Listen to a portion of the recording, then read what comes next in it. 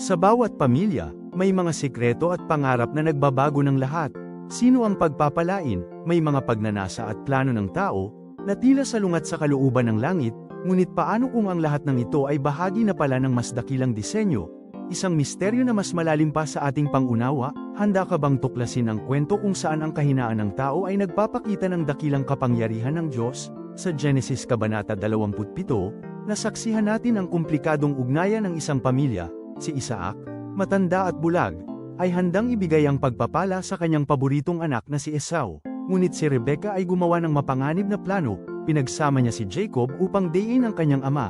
Nilinlang ni Jacob ang bulag na si Isaac para sa isang pagpapala na tila hindi para sa kanya. Sa kabila ng lahat ng kanilang mga pagkukulang, isang banal na pangako ang nanatili, isang pahayag ng hindi nagbabagong kalooban ng Diyos. Naway bigyan ka ng Diyos ng hamog mula sa langit, at mayaman na lupa sa mundo. Genesis Kapitulo 27, 28. Ang kwento nina Jacob at Esau ay paalala na anuman ang ating mga pagkakamali o sariling mga plano, ipinapakita nito ang walang hanggang biyaya at soberanya ng Diyos. Ang kanyang layunin ay hindi mapipigilan ng kahinaan ng tao. Sa bawat pagsubok, ang pagmamahal ng Diyos ay nananatili, gumagabay at nagpapatawad. Ito ang kanyang pag-ibig, isang pag-ibig na nagtatama ng ating mga landas at nagbibigay ng pag-asa.